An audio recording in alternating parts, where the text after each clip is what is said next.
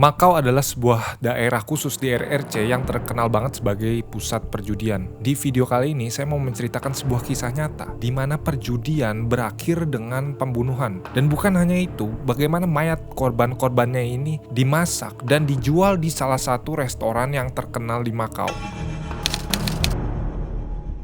Kasus ini berawal dari seorang pria yang bernama Huang Cheheng. Pria ini lahir di RRC dengan nama Cheng Suliang. Pria yang bernama Huang ini sangatlah misterius. Gak ada orang atau pihak manapun yang tahu tentang masa lalunya si Huang ini. Bahkan siapa nama orang tuanya pun gak ada yang tahu, teman-teman. Nah, katanya si Huang ini pindah ke Hong Kong pada tahun 1970-an dan menetap di Hong Kong selama beberapa tahun. Selama dia tinggal di Hong Kong ini, Huang ini gak hidup seperti orang-orang biasa. Si Huang ini sering banget terlibat dalam berbagai macam perbuatan kriminal. Salah satunya yang paling utama adalah soal uang. Nah, makanya si Huang ini bisa dibilang adalah seorang yang selalu buron, teman-teman. Pada tahun 1973, itu si Huang sampai membunuh seorang pria demi uang. Jadi ceritanya, korbannya ini pinjem duit sama si Huang. Setelah berkali-kali ditagih dan gak dibayar-bayar, akhirnya si Huang ini jadi emosi, lalu dihabisin lah orang ini sama si Huang. Setelah kasus ini, si Huang ini lalu melarikan diri ke Guangzhou yang ada di selatan China. Si Huang ini saking gak mau ketahuannya, teman-teman, dia sampai rela motong ujung jari telunjuknya sendiri dan ngebakar jari-jari lainnya biar sidik jarinya itu hilang, teman-teman. Nah, pada saat tinggal di Guangzhou ini, si Huang itu tinggal di sebuah tempat yang dia sewa dari seseorang. Pemilik tempat tinggalnya ini kebetulan punya anak perempuan. Nah, si Huang ini lalu jadi deket sama perempuan ini dan mereka akhirnya pacaran dan berencana untuk menikah. Tapi teman-teman, keluarga perempuan ini sangatlah tidak setuju akan pernikahan tersebut. Karena ya si Huang ini bukan seorang pria yang mapan dan masa lalunya juga gak jelas. Tapi atas nama cinta, teman-teman, akhirnya mereka berdua ini kawin lari.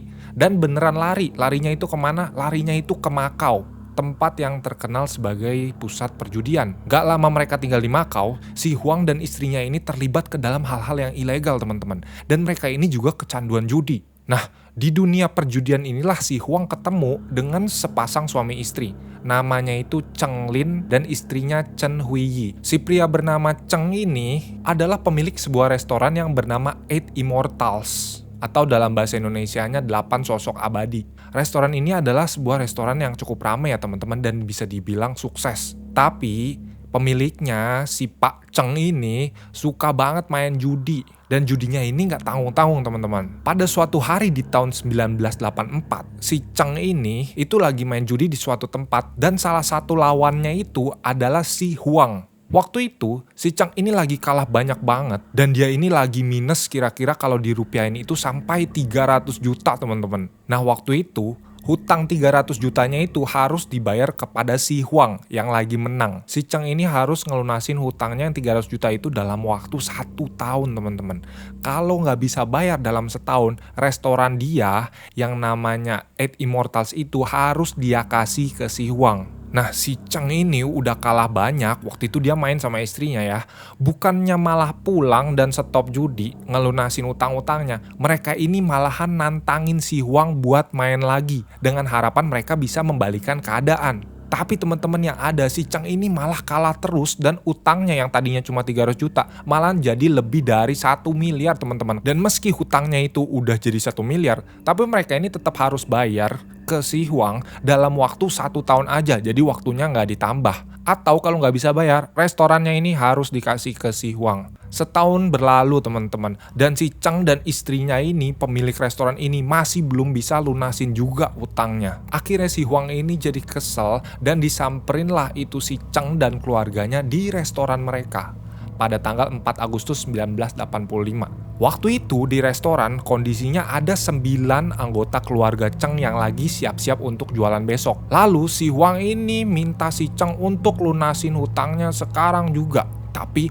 mereka sama sekali nggak punya duit buat bayar. Nah, karena nggak bisa bayar juga, sesuai perjanjian, si Huang ini minta si Cheng untuk kasih restorannya ke dia. Sekarang juga dia minta surat-suratnya tuh. Tapi si Cheng ini nggak mau kasih. Akhirnya mereka berdua jadi adu mulut. Dan si Huang ini tiba-tiba jadi agresif, teman-teman. Dia ambil sebuah botol bir kosong lalu dipecahin ke meja dan dijadiin senjata sama dia. Dan bukan cuma itu, teman-teman. Di situ ada anaknya si Cheng yang masih umur 7 tahun. itu ditarik sama si Huang dan disandera teman-teman. Nah pada saat itu mereka semua udah ketakutan, lalu si Huang ini nyuruh semua keluarganya si Cheng itu untuk saling mengikat tangan mereka. Akhirnya mereka lakukan itu, mereka ikat satu sama lain dan sambil pada nangis-nangis ketakutan teman-teman.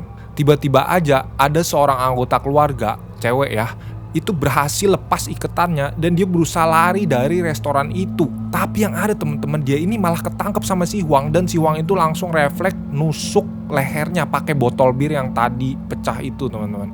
Alhasil ketika habis ditusuk, wanita ini langsung meninggal di tempat di depan keluarganya. Waktu itu semua orang udah pada nangis-nangis, teriak-teriak sambil diikat. Nah karena si Huang ini mungkin udah emosi dan udah kepalang tanggung ya. Akhirnya teman-teman tahu nggak apa yang dia lakukan? Satu persatu anggota keluarganya si Cheng ini dihabisin semua teman-teman.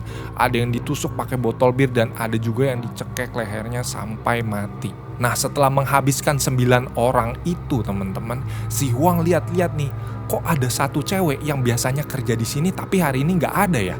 Lalu si Huang ini kebetulan dia tahu rumahnya cewek ini dan dia bawa cewek ini ke restoran tersebut. Dan sayangnya dihabisin juga di tempat teman-teman. Jadi total korban hari itu ada 10 anggota keluarga Cheng. Setelah dihabisin semua teman-teman, restorannya kan berantakan tuh ya, udah ada darah di mana-mana, mayat di mana-mana. Akhirnya si Huang ini selama 8 jam berikutnya sampai tengah malam banget dia itu berusaha ngeberesin semua restoran itu sampai benar-benar bersih teman-teman. Mayatnya itu satu-satu dipotong-potong sama dia teman-teman. Dan katanya ada yang dibuang ke laut atau ke tempat sampah teman-teman. Telah selesai beres-beres nih, si Huang ini lalu ngebuka brankas yang ada di restoran tersebut dan di situ dia ambil sejumlah uang dan surat-surat dari restoran tersebut. Malam itu pas udah beres semua, si Huang ini nggak pulang teman-teman. Tapi dia ini pergi ke rumah keluarga Cheng yang nggak jauh dari restoran itu dan dia nginep di sana. Keesokan harinya, si Huang ini hampir ketahuan teman-teman. Tiba-tiba aja ada truk yang datang ke restoran mau nganter bahan baku. Supir truk ini kebetulan udah biasa nganter ke restoran itu. Dia bingung banget ketika di depan restoran itu ada tulisan bahwa restonya itu tutup. Gak biasanya nih, kalau biasanya mau tutup, pemiliknya itu bilang dulu ke supir truk ini biar gak nganter barang. Akhirnya si supir truk ini inisiatif untuk pergi ke rumahnya keluarga Cheng. Dia makin kaget lagi ketika dia ngeliat ada orang yang gak dikenal, yaitu si Huang yang lagi nginep di rumah keluarga Cheng teman-teman. Si supir truk itu kemudian nanya ke Huang, "Cheng dan keluarganya mana ya? Saya mau nganter bahan baku nih." Nah si Huang waktu itu ngeles, dia bilang bahwa keluarganya Cheng ini ada urusan mendadak dan mereka udah pergi ke China. Akhirnya ya udah supir truk ini nggak kepo-kepo banget, dia pergi tanpa ada kecurigaan. Nah yang mengejutkan teman-teman, 3 hari setelah terjadinya pembunuhan tersebut, restoran ini dibuka lagi sama si Huang. Jadi restoran ini beroperasi lagi seperti biasa dan dimanage sama si Huang. Jadi si Huang ini bener-bener nggak mau menyia-nyiakan restoran yang ramai tersebut. Tapi teman-teman, di luar sana, lebih tepatnya di sebuah pantai yang ada di Macau, ada seorang yang lagi berenang tiba-tiba menemukan sisa-sisa mayat yang dibuang sama si Huang ini teman-teman. Waktu itu yang ketemu cuma kaki sama tangannya aja. Langsunglah si orang ini lapor polisi dan awalnya polisi itu mengira bahwa ini adalah kaki tangan dari imigran-imigran ilegal yang dimakan sama ikan hiu pada saat perahunya tenggelam. Tapi setelah dianalisa lebih lanjut, mereka menemukan bahwa potongannya itu terlalu rapih, gak mungkin ini digigit ikan hiu. Akhirnya polisi mengambil kesimpulan bahwa ini adalah perbuatan manusia atau dengan kata lain adalah pembunuhan. Dan bener aja teman-teman, beberapa minggu kemudian ditemukan lagi kaki tangan manusia tapi di pantai yang berbeda. Jadi si Huang itu buang mayatnya itu pisah-pisah teman-teman. Akhirnya waktu itu sempat heboh tuh kasus ini di koran dan di berita-berita. Dan sampailah hal ini ke telinganya saudara jauh dari keluarga Cheng. Jadi saudara jauhnya ini udah berhari-hari mau menghubungi keluarga Cheng, si pemilik restoran itu, tapi nggak bisa-bisa teman-teman. Mereka ini punya feeling bahwa jangan-jangan ada terjadi sesuatu nih sama keluarga ini. Dan ketika mereka dengar berita tersebut, mereka langsung lapor polisi.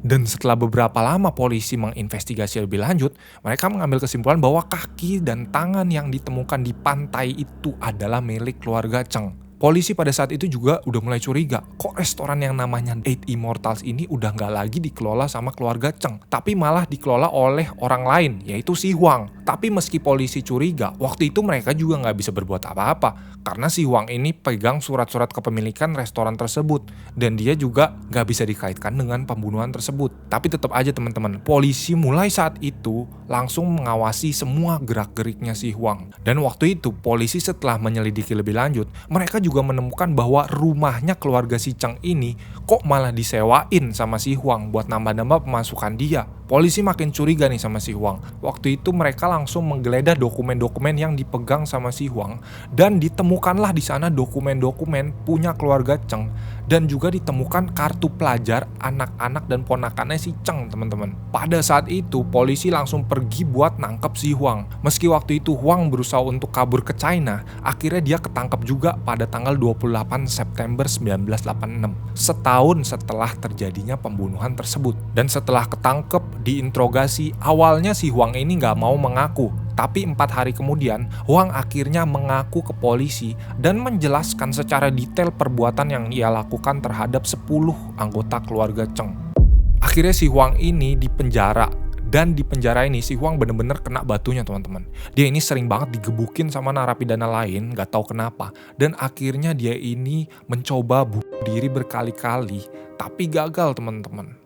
Tapi pada suatu hari akhirnya dia berhasil bunuh diri dengan cara menyayat pergelangan tangannya pakai tutup botol. Nah, yang menariknya teman-teman, si Huang ini sebelum dia eksekusi diri, dia ini udah nulis surat, teman-teman. Di suratnya itu dia bilang bahwa dia bunuh diri bukan karena dia menyesal akan perbuatannya, tetapi karena dia ingin terbebas dari penyakit asma dia yang kronis. Nah, setelah kematian si Huang ini, teman-teman, mulailah beredar sebuah rumor tentang bagaimana si Huang ini mengelola restoran Eight Immortals setelah membunuh keluarga Cheng. Orang-orang banyak yang bilang bahwa si Huang ini memakai daging dari sisa-sisa mayat keluarga Cheng yang dia bunuh untuk digunakan sebagai isian bakpao, teman-teman. Jadi dia lakukan ini untuk mempermudah dia dalam memusnahkan mayat keluarganya Cheng yang ia bunuh. Masih ingat kan? Tadi yang ditemukan di pantai itu cuma kaki dan tangannya aja, teman-teman.